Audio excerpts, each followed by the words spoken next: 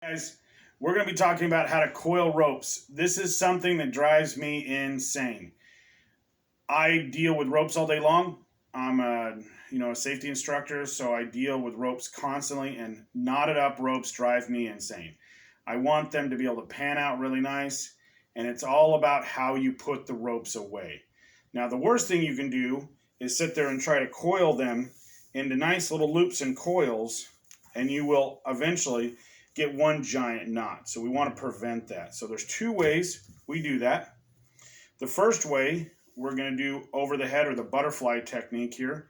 We're going to take the rope, we're going to pull it out arm's length, we're going to throw it over our neck, we're going to reach down, we're going to grab the rope with our other hand, we're going to pull it all the way out, and we're going to put it over our head.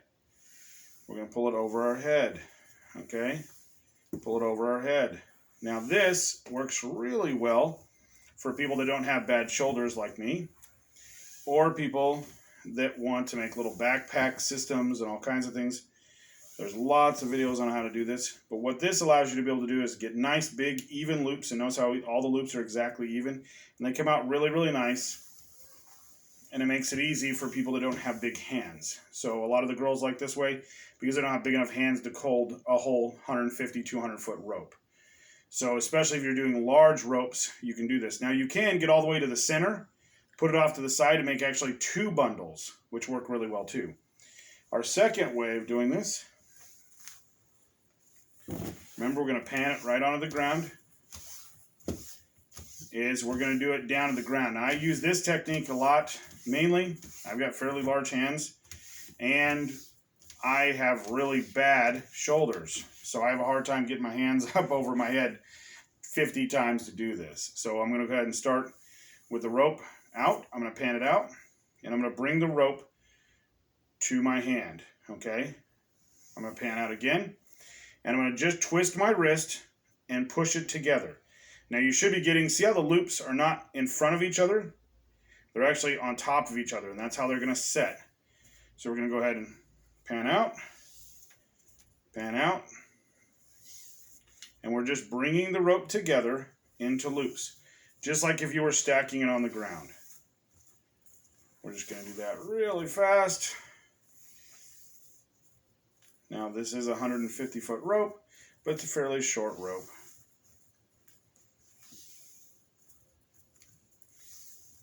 Or a fairly thin rope, so it makes it real easy, even though it's 150 feet, to go ahead and pan it all the way out. Now you can fold your rope in half if you know where your center point is. That makes it really easy. This also does help take out any loops that are in the rope. And if you can see the ground right now, you would see that there's tons of loops in this rope because it was put away wrong last time. And we're just pushing it together, and I'm just moving my wrist every single time to make sure I do that and stacking it on top. So I'm just taking it, putting it together. Again, this is a nice easy rope to do this with because it is fairly skinny. Now there's two techniques to finish it. I usually like to see about 2 loops worth of rope left over. Now again, a lot of guys, they come up underneath and they'll whip around, and this hurts my shoulders. So I tend to keep my loop here and I loop around. So once I get down to a point of where I've got about 3 feet, I'll push the rope through all the loops, okay? So we've got our loops here, so we got a nice hole there. I'm going to make a bite of rope, I'm going to pass it through, and we've got 2 options. What I usually do is I'll push it through here, and I tie a figure 8, and I hang these in my truck just like this. The other option you can do is you can open up the knot a little longer and actually wrap it around, and this tends to stay a little better if you're not going to hang them. So if you're going to throw them in a bucket, this would be the proper way of doing it. So you end up with a loop that comes through. I'll show you that one more time. And then it just comes untied. It's really super simple that way. I'm going to take a bite of rope. I'm going to push it through the knot. So I come out with a bite of rope on the outside. I'm going to wrap it all the way around, just like a girth hitch. Drop it down. and pull down, and now it can be hung on the hook like this, or if I wanted to, I can pull that all loose when it comes through like that. Sometimes this is a little easier. Like I said, this is the way I hang mine in my truck. I pull it through, and I always have a figure 8 on the end of mine with a hook, and that hook just goes right on the wall like that and hangs them just like that, and that keeps them nice and tight in my truck because it's constantly bouncing around, so I don't lay them flat. But if I was going to lay them flat, I can just take that loop, even after I've done that, pull the loop down, pull on it, and it makes it nice and tight. Keeps my loops together, but then it kind of flops around on top, and I don't like that. So that's why I tie it up a little differently in my truck. So that is how to properly tie up a rope. If you've done it properly, you know, when you untie it, when you untie your loops here,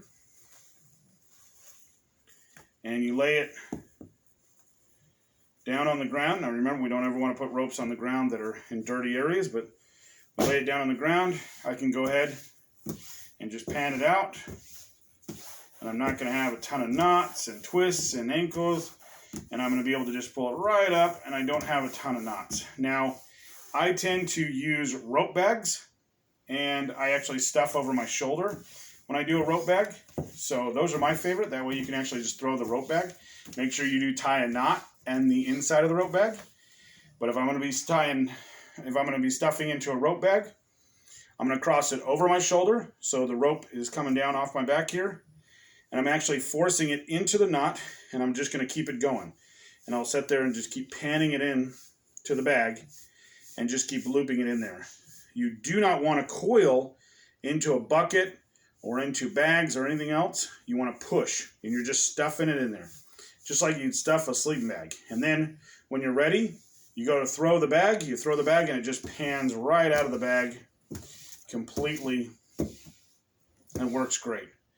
So I just huck it off, yell rope, and it just pans right out. So when we're doing our rappelling, we have big, long 200-foot ropes.